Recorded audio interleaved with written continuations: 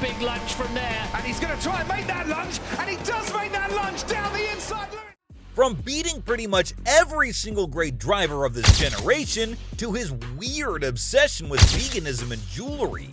These are some of the craziest reasons why fans of F1 racing hate Lewis Hamilton. Don't get me wrong, he's practically a legend when it comes to competition. Well, maybe not anymore, not with Supermax on the scene.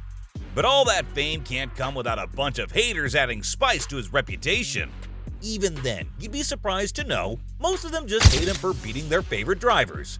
And as insane as it sounds, sadly, that's the very essence of it. The man's just suffering from success. Ever since he came into the sport in 2007, he has bagged 70 plus F1 wins in total. And it's not like he wasted any time either. He was unnatural.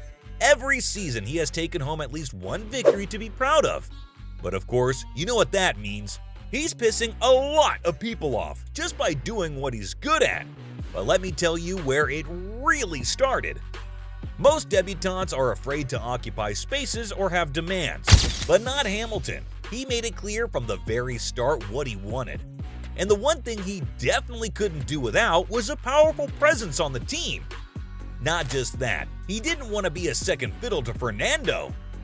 Now, he ended up being a championship contender in 2007, and even though he lost by a point, Fernando's fans pretty much started despising him.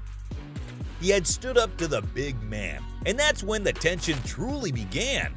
But hang on tight, because it only got worse.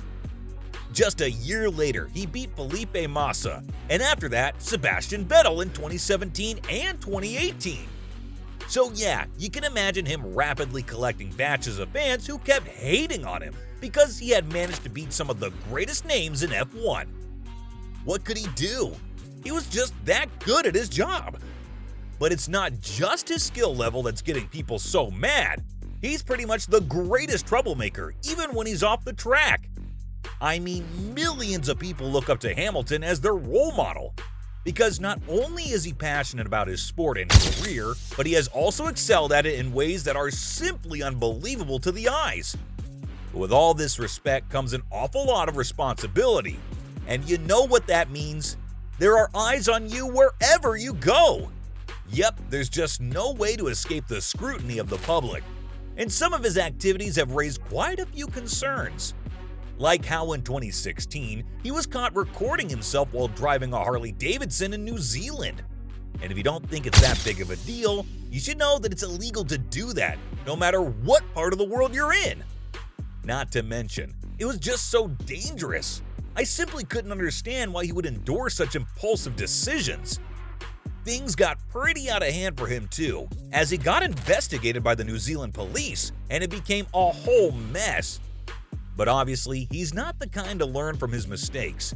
He didn't rest until 2008 when he got his license suspended for a whole month because he had been driving over 120 miles per hour on the French motorways. Now that's just irresponsible behavior, and no matter how savage he is on track, he needs to follow the rules just like everybody else.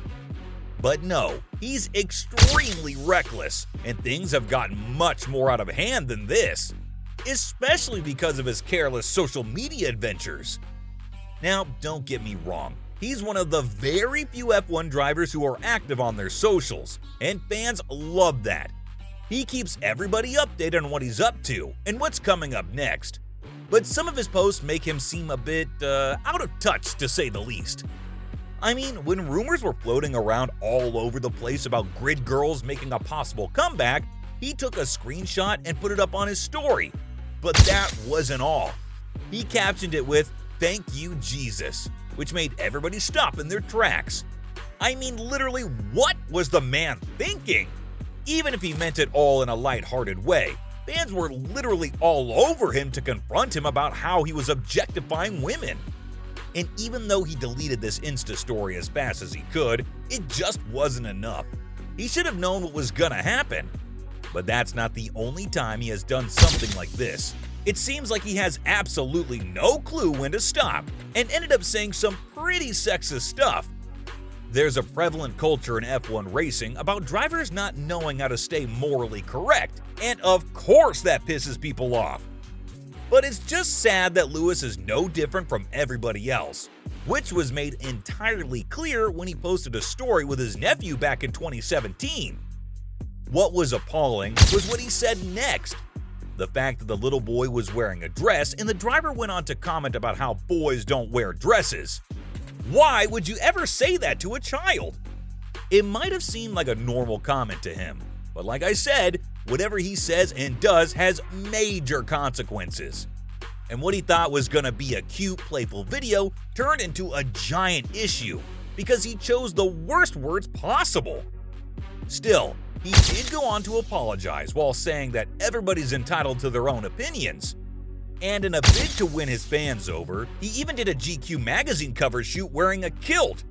But it just felt too forced by that point. Nobody was gonna buy the fact that he's a changed man now. And knowing how big of a people pleaser he is, nobody was surprised at this display. But obviously, almost everybody thought there was gonna be an end to his problematic behavior. Well, of course they were wrong, because he was out there casually promoting some good old animal cruelty. Yep, you heard me right. In 2016, he posted a lot of stuff that showed him playing around with jaguars and tigers who had all been trained in that manner. And in a heartbeat, not only the people, but even PETA was onto him, accusing him rightfully of supporting animal cruelty.